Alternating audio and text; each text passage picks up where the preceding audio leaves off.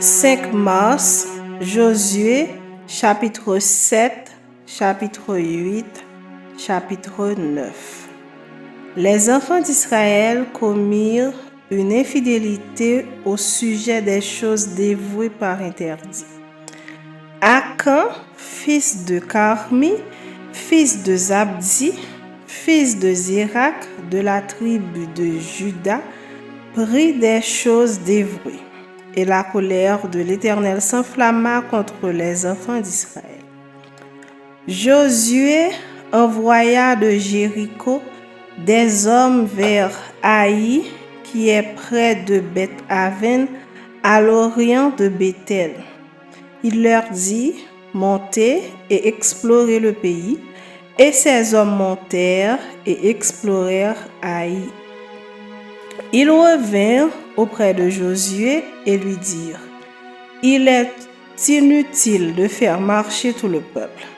2 ou 3 000 hommes suffiront pour battre Haï. Ne donne pas cette fatigue à tout le peuple, car ils sont en petit nombre. 3 000 hommes environ se mirent en marche, mais ils prirent la fuite devant les gens d'Haï.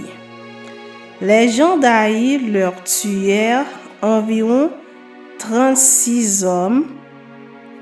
Ils les poursuivirent depuis la porte jusqu'à Shebarim et les battirent à la descente.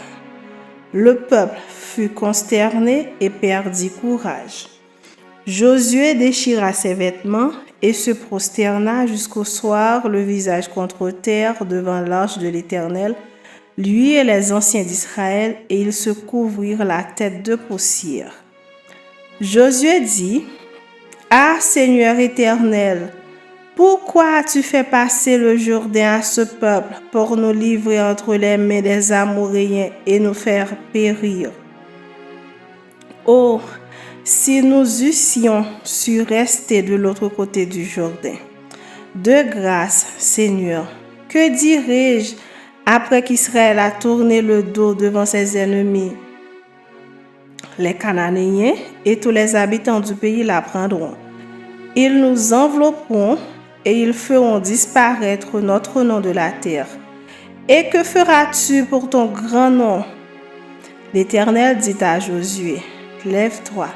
Pourquoi restes-tu ainsi couché sur ton visage? Israël a péché. Ils ont transgressé mon alliance que je leur ai prescrite. Ils ont pris des choses dévouées par interdit, ils les ont dérobées et ont dissimulé, et ils les ont cachées parmi leurs bagages. Aussi, les enfants d'Israël ne peuvent-ils résister à leurs ennemis. Ils tourneront le dos devant leurs ennemis, car ils sont sous l'interdit. Je ne serai plus avec vous si vous ne détruisez pas l'interdit du milieu de vous. Lève-toi, sanctifie le peuple. Tu diras: sanctifiez-vous pour demain, car ainsi parle l'Éternel, le Dieu d'Israël. Il y a de l'interdit au milieu de toi, Israël, tu ne pourras résister à tes ennemis, jusqu'à ce que vous ayez ôté l'interdit du milieu de vous.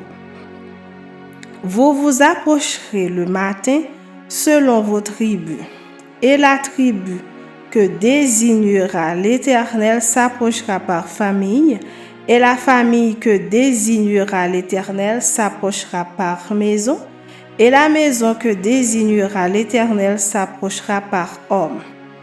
Celui qui sera désigné comme ayant pris de ce qui était dévoué par interdit sera brûlé au feu, lui et tout ce qui lui appartient, pour avoir transgressé l'alliance de l'Éternel et commis une infamie en Israël. Josué se leva de bon matin et il fit approcher Israël selon ses tribus, et la tribu de Juda fut désignée. Il fit approcher les familles de Juda et la famille de Zérak fut désignée. Il fit approcher la famille de Zérak par maison et Zabdi fut désigné. Il fit approcher la maison de Zabdi par homme et Akan, fils de Carmi, fils de Zabdi, fils de Zérak de la tribu de Juda, fut désigné. Josué dit à Akan, « Mon fils, donne gloire à l'Éternel, le Dieu d'Israël, et rends-lui hommage. Dis-moi donc ce que tu as fait, ne me le cache point. » Akan répondit à Josué et dit, « Il est vrai que j'ai péché contre l'Éternel, le Dieu d'Israël, et voici ce que j'ai fait. J'ai vu dans le butin un beau manteau de chinéar, 200 cycles d'argent, et un lingot d'or du poids de 50 cycles. Je les ai convoités, je les ai pris. Ils sont cachés dans la terre au milieu de ma tente et l'argent est 2 seaux. » Josué envoya des gens qui coururent à la tente et voici les objets étaient cachés dans la tente d'Akan et l'argent était 2 seaux. Ils les prirent du milieu de la tente, les apportèrent à Josué et à tous les enfants d'Israël et les déposèrent devant l'Éternel. Josué et tout Israël avec lui prirent Akan, fils de Zérak, l'argent, le manteau, le linge d'or, les fils et les filles d'Akan, ses bœufs, ses ânes, ses brebis, sa tente et tout ce qui lui appartenait, et ils les firent monter dans la vallée d'Achor. Josué dit, « Pourquoi nous as-tu troublés? L'Éternel te troublera aujourd'hui. » Et tout Israël le lapida, on les brûla au feu, on les lapida, et l'on éleva sur Akan un grand monceau de pierre qui subsiste encore aujourd'hui. Et l'Éternel revint de l'ardeur de sa colère. C'est à cause de cet événement qu'on a donné jusqu'à ce jour à ce lieu le nom de Vallée d'Achor. Chapitre 8. L'Éternel dit à Josué, « Ne crains point et ne t'effraie point. Prends avec toi tous les gens de guerre, lève-toi, monte contre Haï. Vois, je livre entre tes mains le roi d'Haï et son peuple, sa ville et son pays. Tu traiteras Haï et son roi comme tu as traité Jéricho et son roi. Seulement, vous garderez pour vous le butin et le bétail.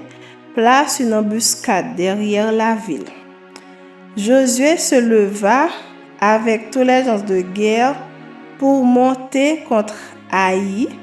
Il choisit 30 000 vaillants hommes qu'il fit partir de nuit et auxquels il donna cet ordre. « Écoutez, vous vous mettrez en embuscade derrière la ville, ne vous éloignez pas beaucoup de la ville et soyez tous prêts. Mais moi et tout le peuple qui est avec moi, nous nous approcherons de la ville et quand ils sortiront à notre rencontre, comme la première fois, nous prendrons la fuite devant eux. Ils nous poursuivront jusqu'à ce que nous les ayons attirés loin de la ville, car ils diront, ils fuient devant nous comme la première fois, et nous fuirons devant eux. Vous sortirez alors de l'embuscade et vous vous emparerez de la ville et l'Éternel votre Dieu la livrera entre vos mains. Quand vous aurez pris la ville, vous y mettrez le feu, vous agirez comme l'Éternel l'a dit. C'est l'ordre que je vous donne. » Josué les fit partir et ils allèrent se placer en embuscade entre Béthel et Haï, à l'occident d'Haï. Mais Josué passa cette nuit-là au milieu du peuple. Josué se leva de bon matin, passa le peuple en revue et marcha contre Haï à la tête du peuple, lui et les anciens d'Israël. Tous les gens de guerre qui étaient avec lui montèrent et s'approchèrent. Lorsqu'ils furent arrivés en face de la ville, ils campèrent au nord d'Haï, dont ils étaient séparés par la vallée. Josué prit environ 5 000 hommes et les mit en embuscade entre Béthel et Haï, à l'occident de la ville. Après que tout le camp eut pris position au nord de la ville et l'embuscade à l'occident de la ville, Josué s'avança cette nuit-là au milieu de la vallée. Lorsque le roi d'Haï vit cela, les gens d'Haï se levèrent en hâte de bon matin et sortirent à la rencontre d'Israël pour le combattre. Le roi se dirigea avec tout son peuple vers un lieu fixé du côté de la plaine, et il ne savait pas qu'il y avait derrière la ville une embuscade contre lui. Josué et tout Israël feignirent d'être battus devant eux, et ils s'enfuirent par le chemin du désert. Alors tout le peuple qui était dans la ville s'assembla pour se mettre à leur poursuite. Ils poursuivirent Josué, et ils furent attirés loin de la ville. Il n'y eut dans Haï et dans Béthel pas un homme qui ne sortit contre Israël. Ils laissèrent la ville ouverte et poursuivirent Israël. L'Éternel dit à Josué: étends vers Haï le javelot que tu as à la main, car je vais la livrer en ton pouvoir. Et Josué étendit vers la ville le javelot qu'il avait à la main. Aussitôt qu'il eut étendu sa main, les hommes en embuscade sortirent précipitamment du lieu où ils étaient. Ils pénétrèrent dans la ville, la prirent et se hâtèrent d'y mettre le feu. Les gens d'Haï, ayant regardé derrière eux, virent la fumée de la ville monter vers le ciel, et ils ne purent se sauver d'aucun côté. Le peuple qui fuyait vers le désert se retourna contre ceux qui le poursuivaient, car Josué et tout Israël, voyant la ville prise par les hommes de l'embuscade et la fumée de la ville qui montait, se retournèrent et battirent les gens d'Haï. Les autres sortirent de la ville à leur rencontre, et les gens d'Haï furent enveloppés par Israël de toutes parts. Israël les battit sans leur laisser un survivant ni un fuyard. Ils prirent vivant le roi d'Haï et l'amenèrent à Josué. Lorsqu'Israël eut achevé de tuer tous les habitants d'Haï dans la campagne, dans le désert où il l'avait poursuivi, et que tous furent entièrement passés au fil de l'épée, tout Israël revint vers Haï et la frappa du tranchant de l'épée. Il y eut au total 12 000 personnes tuées ce jour-là, hommes et femmes, tous gens d'Haï. Josué ne retira point sa main qu'il tenait étendue avec le javelot, jusqu'à ce que tous les habitants eussent été dévoués par interdit. Seulement, Israël garda pour lui le bétail et le butin de cette ville, selon l'ordre que l'Éternel avait prescrit à Josué. Josué brûla Haï et en fit à jamais un monceau de ruines qui subsiste encore aujourd'hui.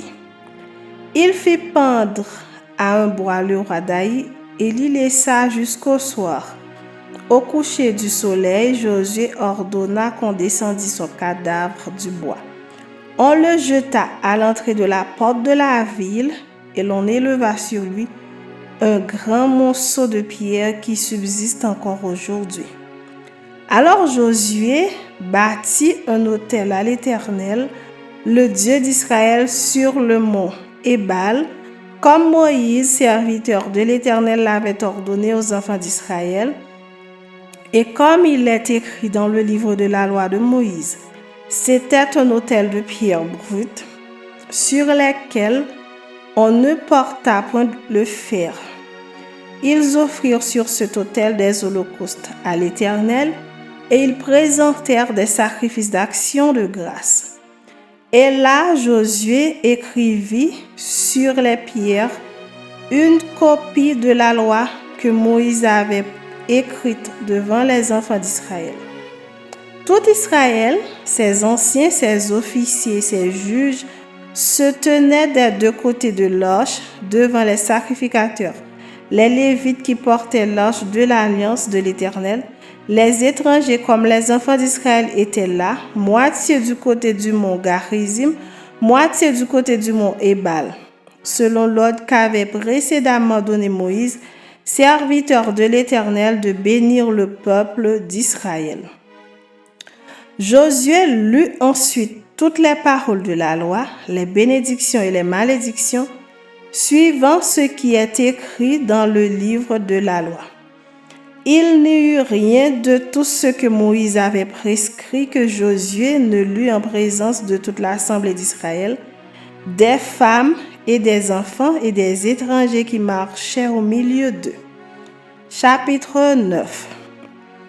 À la nouvelle de ces choses, tous les rois qui étaient en deçà du Jourdain, dans la montagne et dans la vallée, et sur toute la côte de la Grande Mer jusque près du Liban, les Essiens, les Amoréens, les Cananéens, les Phérésiens, les Éviens et les Jébusiens s'unirent ensemble d'un commun accord pour combattre contre Josué et contre Israël.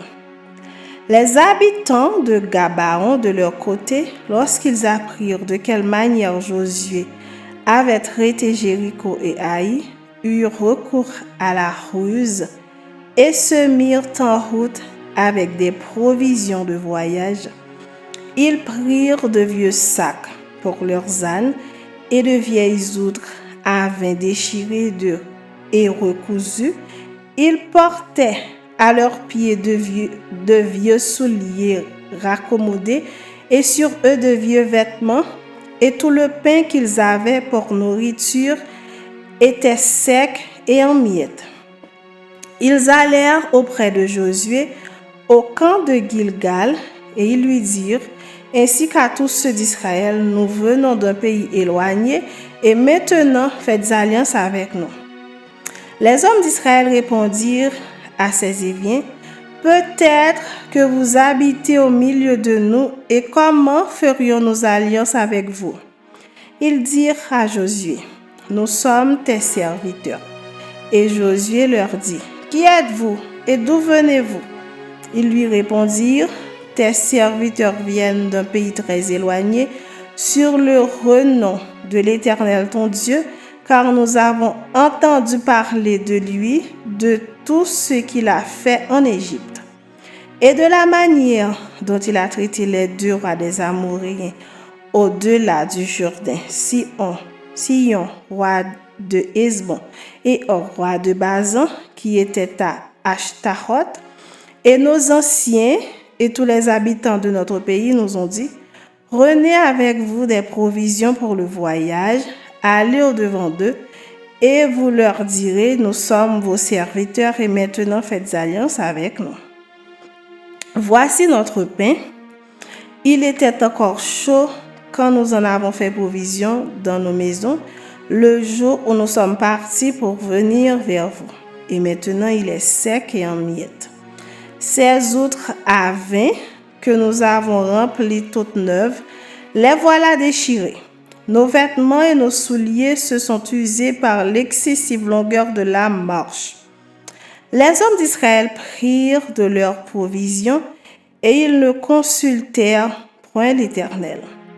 Josué fit la paix avec eux et conclut une alliance par laquelle il devait leur laisser la vie, et les chefs de l'assemblée le leur jurèrent. 3 jours après la conclusion de cette alliance, les enfants d'Israël apprirent qu'ils étaient leurs voisins et qu'ils habitaient au milieu d'eux. Car les enfants d'Israël partirent et arrivèrent à leur ville le 3e jour. Leur ville était Gabaon, Képhira, Béroth et Kirjat-Jearim. Ils ne les frappèrent point parce que les chefs de l'assemblée leur avaient juré par l'Éternel, le Dieu d'Israël, de leur laisser la vie. Mais toute l'assemblée murmura contre les chefs. Et tous les chefs dirent à toute l'assemblée: nous leur avons juré par l'Éternel, le Dieu d'Israël, et maintenant nous ne pouvons les toucher. Voici comment nous les traiterons. Nous leur laisserons la vie, afin de ne pas attirer sur nous la colère de l'Éternel à cause du serment que nous leur avons fait. Ils vivront, leur dirent les chefs, mais ils furent employés à couper le bois et à puiser l'eau pour toute l'assemblée, comme les chefs le leur avaient dit. Josué les fit appeler et leur parla ainsi. Pourquoi nous avez-vous trompés en disant, nous sommes très éloignés de vous, tandis que vous habitez au milieu de nous? Maintenant vous êtes maudits, et vous ne cesserez point d'être dans la servitude, de couper le bois et de puiser l'eau pour la maison de mon Dieu. Ils répondirent à Josué et dirent, on avait rapporté à tes serviteurs les ordres de l'Éternel ton Dieu, à Moïse, son serviteur, pour vous livrer tout le pays et pour en détruire devant vous tous les habitants, et votre présence nous a inspiré une grande crainte pour notre vie. Voilà pourquoi nous avons agi de la sorte. Et maintenant, nous voici entre tes mains. Traite-nous comme tu trouveras bon et juste de nous traiter. Josué agit à leur égard comme il avait été décidé. Il les délivra de la main des enfants d'Israël qui ne les firent pas mourir. Mais il les destina dès ce jour à couper le bois et à puiser l'eau pour l'assemblée et pour l'autel de l'Éternel dans le lieu que l'Éternel choisirait, ce qu'ils font encore aujourd'hui.